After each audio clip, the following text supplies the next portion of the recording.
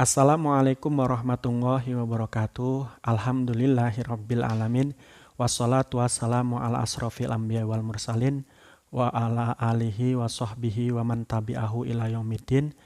Qala Allahu ta'ala fi Qur'anil Azim, Rabbi shrahli sadri wa yassirli amri wahlul 'uqdatam min lisani yafqahu qawli. Subhanaka la ilma lana illa ma 'allamtana innaka antal alimul hakim. Kawan-kawan mahasiswa Universitas Nahdlatul Ulama yang berbahagia, tema kita dalam pembahasan kali ini sudah sampai pada materi pengertian dan ruang lingkup ibadah serta kaidah beribadah. Sebagai makhluk beragama, perbuatan manusia itu kita bisa klasifikasikan kepada 3 bagian. Yang pertama adalah ibadah, ya, aktivitas ibadah. Yang kedua adalah aktivitas adat atau satu kebiasaan-kebiasaan dalam kehidupan kita. Kemudian yang ketiga adalah aktivitas selain adat dan selain ibadah. Contoh aktivitas ibadah adalah sholat, puasa, dan lain sebagainya. Contoh aktivitas adat adalah kebiasaan-kebiasaan kita yang kita lakukan setiap harinya. Contohnya ada seseorang mahasiswa yang memiliki kebiasaan setiap pagi jam 8 harus makan. Kemudian nanti siang jam 2 harus makan. Nah, ini kebiasaan-kebiasaan yang dilakukan secara terus-menerus ini akan menjadi satu adat. Nah, yang selanjutnya adalah tidak adat dan tidak ibadah. Contohnya adalah ketika kita ngelindur, ya. Ketika tidur kemudian ngelindur. Itu adalah aktivitas bukan adat dan bukan ibadah. Selanjutnya, sering kita mendengar istilah ibadah. Ibadah itu apa? Ibadah itu kalau dilihat dari bahasanya adalah at-ta'ah mal khudu. Ibadah menurut bahasa artinya taat disertai dengan tunduk. Ya, tunduk kepada yang kita sembah. Itu ibadah menurut bahasa. Sementara ibadah menurut istilah sebagaimana yang didefinisikan oleh para usuliyin atau ulama-ulama usul fikih, bahwa ibadah adalah al-muwadobatu ala fi'lil ma'muru bih. Sebuah kegiatan yang dilakukan cocok dengan perintah-perintah kepadanya. Jadi sebuah kegiatan yang dilakukan yang cocok dengan perintah-perintah yang diperintahkan kepada orang yang melakukan ibadah itu. Itu yang disebut dengan ibadah. Tapi juga ada yang mengatakan bahwa ibadah adalah ta'atullah azza wa jalla fi kulli ma amarah bi wa taraka ma nahanhu. Ini lebih spesifik lagi, lebih jelas lagi bahwa ibadah itu adalah taat kepada Allah azza wa jalla dalam setiap perintah-perintahnya dan menjauhi larangan-larangannya. Ini ibadah menurut istilah. Kemudian kita harus mengerti juga apa bedanya adat dan ibadah. Kalau adat itu di dalam hukum Islam pun memiliki satu substansi yang tidak kalah penting, ya, di bawah atau setelah ibadah. Karena kadang-kadang juga adat itu bisa menjadi satu landasan hukum. Dalam kaidah usuliyin, kita pernah atau kita sering mendengar al-adatu muhakamah. Sebuah adat itu bisa dijadikan landasan hukum. Nah, sekarang adat itu apa? Adat menurut istilah adalah al-aud wal mu'awadah. Jadi kembali atau tempat kembali. Itu yang disebut dengan adat. Sementara adat menurut istilah fuqaha adalah al-amru al-mutakarriru inda akhlabin nas. au inda ba'dihim hatta yakuna mutaqabbilan ghairi mustangkirin wala mustakhribin. Bahwa yang disebut dengan adat menurut istilah fuqaha adalah satu kegiatan atau sesuatu yang dilakukan berulang kali oleh kebanyakan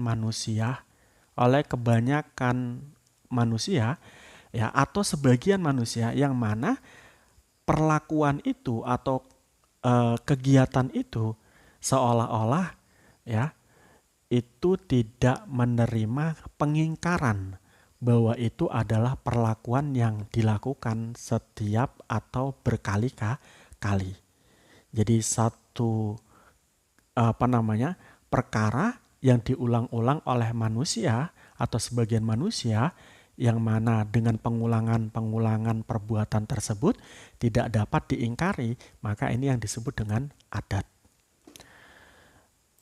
Nah, tadi saya katakan bahwa adat itu akan bisa menjadi hukum atau menjadi landasan hukum. Nah, dalam kehidupan manusia kawan-kawan, di sini ada adat yang kemudian bisa menjadi ibadah. Ada adat yang kemudian bisa menjadi ibadah. Tentunya ibadah yang dimaksud adalah ibadah khairu mahdho. Ibadah yang tidak ditetapkan dalam Al-Quran dan Al-Hadis. Gitu ya. Contohnya, kebiasaan yang baik-baik yang kita lakukan ini yang tidak diterangkan dalam Al-Quran dan Al-Hadis bisa menjadi ibadah. Ya, contohnya Anda pada saat ini di era pandemi ini melihat kawan Anda tidak memiliki kuota untuk melakukan aktivitas belajar mengajar. Nah, dalam kaitan ini ketika Anda punya kesadaran tinggi terhadap kawan Anda, perhatian tinggi kepada kawan Anda, kemudian Anda melakukan kebiasaan menyambungkan saluran internet Anda ke kawan Anda setiap kali belajar. Nah, setiap kali belajar Anda lakukan, maka ini akan menjadi adat. Dan adat ini menjadi ibadah. Yang mana ini tidak diterangkan di dalam Al-Quran dan Al-Hadis, yakni sodakoh atau pembagian saluran internet kepada kawan ini tidak diterangkan dalam Al-Hadis. Ini bisa menjadi ibadah. Tapi tadi ibadah yang khairu mahdho. Nah, dalam kaitan itu, tentu dalam kaitan ini kita harus mengerti mana adat, mana itu ibadah. Nah, adat atau ibadah ya, ibadah itu memiliki ciri khas sendiri. Nah, dalam kaitan ini para ulama kemudian membingkai bahwa ruang lingkup ibadah itu apa saja. Nah, dalam kaitan itu, ruang lingkup ibadah yang kemudian ini membedakan ibadah dengan adat adalah pertama, bahwa ibadah adalah anjuran-anjuran agama yang dijelaskan oleh nas Al-Quran dan Al-Hadis. Ini tipologi daripada ibadah. Jadi satu kebaikan-kebaikan, satu ibadah-ibadah yang diterangkan oleh Al-Quran dan Al-Hadis, ini sudah pasti menjadi ibadah. Kemudian ibadah juga dikategorikan ibadah adalah kebaikan-kebaikan yang tidak bertentangan dengan Al-Quran dan Al-Hadis. Jadi kebaikan apa saja yang tidak diterangkan di dalam Al-Quran dan Al-Hadis, ini bisa dikatakan ibadah. Karena Allah juga Nabi juga mengatakan, ma ra'a minkum khairan fa indallahi khairun. Apa saja yang kamu lihat sebagai sesuatu yang bagus, maka menurut Allah adalah bagus. Nah, ini akan menjadi ibadah. Tapi sekali lagi ibadah yang khairu mahdho. Sementara ibadah-ibadah yang dijelaskan dalam Al-Quran tadi disebut dengan ibadah mahdho. Nah, kemudian kebiasaan. Kebiasaan tadi kita katakan bahwa kebiasaan itu tidak bertentangan dengan Al-Quran dan Al-Hadis dan menjadi sesuatu nilai yang bagus atau memiliki nilai yang bagus, maka juga akan menjadi satu ibadah. Nah, selanjutnya tujuan ibadah. Tujuan ibadah itu setidaknya satu, mendekatkan diri kepada Allah. Ya, udzukuruni adzkurkum. Ingat saya, maka engkau akan kuingat. Kata Allah begitu dalam Al-Quran.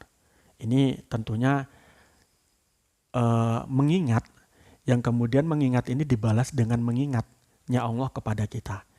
Nah, dalam kaitan ini tentu berbeda sekupnya ketika kita mengingat pacar kita, belum tentu pacar kita mengingat kita. Kita mengingat orang yang kita cintai, belum tentu dia mengingat kita. Makanya daripada itu, jangan pernah galau ketika LDR, kan gitu. Nah, kemudian tujuan dari ibadah adalah juga mendapatkan cinta kepada Allah, ya. Ingin mendapatkan cinta dari Allah, itu fungsi dari ibadah. Nah, dalam kaitan ini, la yazalu abdi yataqarrab ilayya binawafil hatta ahbabtuhu.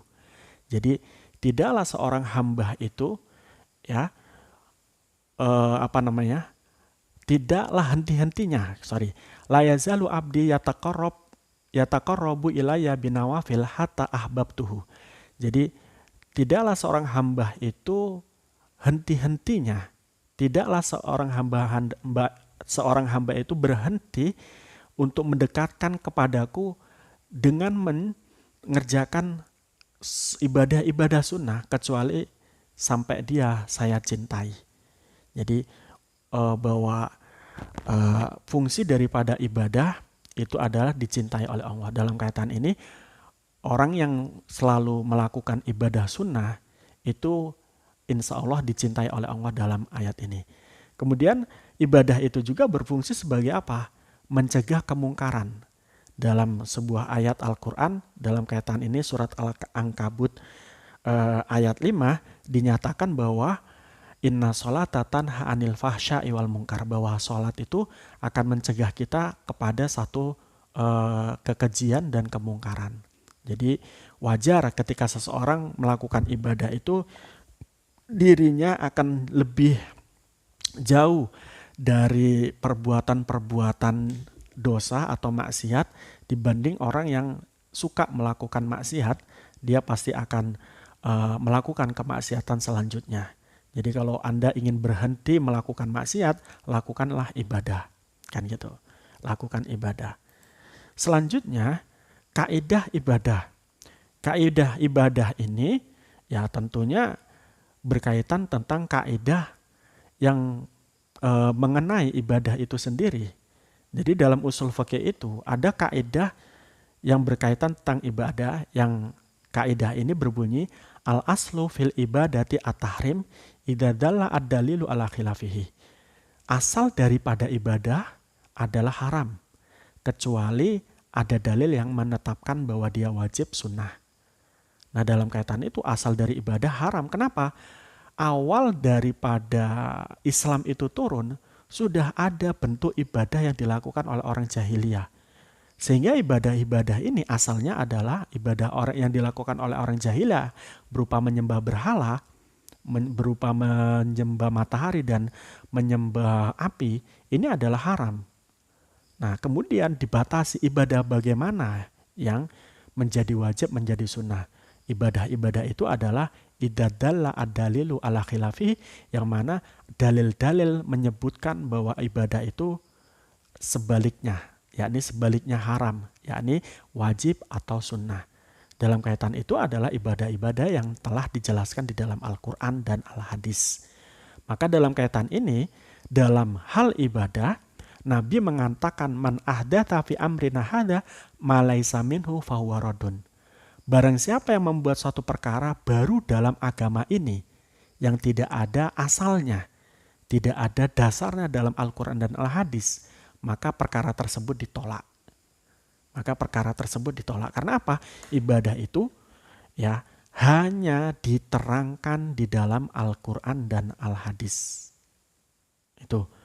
Nah, selanjutnya ibadah yang khairu mahdho, yang notabene tadi tidak diterangkan dalam Al-Quran dan Al-Hadis juga ada. Karena hal ini berdasarkan hadis juga, ma ra'a minkum khairan fa indallahi khairun, itu tadi. Nah, ibadah itu biasanya ibadah yang ma ra'a minkum khairan fa indallahi khairun itu adalah ibadah-ibadah yang berkaitan kebaikan-kebaikan antar manusia. Hubungan manusia dengan yang lain. Ini begini, sementara ibadah-ibadah yang berkaitan dengan Allah secara langsung, hubungan kita dengan Allah, ini biasanya erat sekali dengan ibadah-ibadah yang tidak bisa ditawar-tawar lagi. Tidak bisa ditawar-tawar lagi. Nah, contohnya Maulid Nabi. Maulid Nabi itu adalah satu ibadah, rangkaian ibadah yang itu untuk Nabi, menghormati Nabi. Nah, dalam kaitan ini tanpa pun dia diterangkan dalam Al-Quran dan Al-Hadis, maka dalam kaitan ini nggak jadi masalah. Toh di dalam Maulid Nabi itu ada mau'idoh, pengajian, di mana pengajian itu sama dengan halnya mengajar dan mencari ilmu, utulubul ilmah faridotun ala kulli muslimin wal muslimat. Ini ada hadisnya bahwa mencari ilmu itu adalah wajib. Nah, di dalam Maulid Nabi ada mencari ilmunya, menyebarkan ilmunya, kan begitu. Kemudian di dalam Maulid Nabi juga ada sholawatannya, di mana Allah mengatakan innallaha wa malaikatahu yusholluna ala nabi ya ayyuhalladzina amanu shollu alaihi. Jadi substansinya sudah diterangkan dalam Al-Qur'an dan Al-Hadis, kemudian diwadahi dengan istilah Maulid Nabi. Dengan hal ini mesti Maulid Nabi itu tidak dijelaskan dalam Al-Qur'an dan Al-Hadis, ini termasuk ibadah. Dan bukan termasuk man ahdatsa fi amrina hada malaysa minhu fahuwa raddun. Kemudian kawan-kawan, ada juga hadis yang sering kita dengar. Jadi man amila amalan laisa alaihi amruna fahuwa raddun. Barang siapa yang melakukan satu amal ibadah yang bukan dari amal-amal kami, amal-amal Rasul dan para sahabat, maka dia ditolak. Ini bukan berarti juga amal-amal yang saat ini kita lakukan dari menirunya kita dari ulama-ulama salaf dan para sahabat itu salah. Tapi hal itu adalah sesuatu yang secara substansi itu adalah telah diterangkan dalam Al-Quran dan Al-Hadis. Dengan demikian hukumnya boleh. Itu berkaitan tentang kaidah dalam beribadah. Nah, selanjutnya jenis-jenis ibadah. Jenis-jenis ibadah itu ketika kita lihat dari diterangkannya ibadah itu di dalam Al-Quran dan Al-Hadis itu ada dua macam. Yang pertama adalah ibadah mahdhah atau ibadah-ibadah yang diterangkan di dalam Al-Quran dan Al-Hadis. Kemudian ibadah khairu mahdhah, ibadah-ibadah yang tidak diterangkan di dalam Al-Quran dan Al-Hadis. Kemudian yang selanjutnya adalah ibadah dilihat dari pelaksanaannya. Jadi pelaksanaannya atau kegiatan ibadah itu setidaknya ada 3 macam jenis ibadah. Yang pertama adalah ibadah jasmani dan ruhani. Ibadah jasmani dan ruhani ini contohnya adalah sholat, di mana di situ ada niat, kemudian jasmaninya melakukan takbiratul ihram, rukuk dan selanjutnya. Kemudian ibadah ruhani dan juga mali, ya, di situ ada niat dan juga harta yang dikeluarkan. Contohnya adalah zakat. Jadi dalam zakat kita itu kita harus niat, ini ruhani, kemudian kita mengeluarkan uang kita untuk zakat, itu namanya mali atau maliyah. Nah, kemudian ada juga ibadah jasmani, ruhani, serta mali. Jadi tiga yang kita miliki, yakni jasmani kita, ruhani kita, dan harta kita, ini menjadi media untuk ibadah. Dalam kaitan ini contohnya adalah ibadah haji.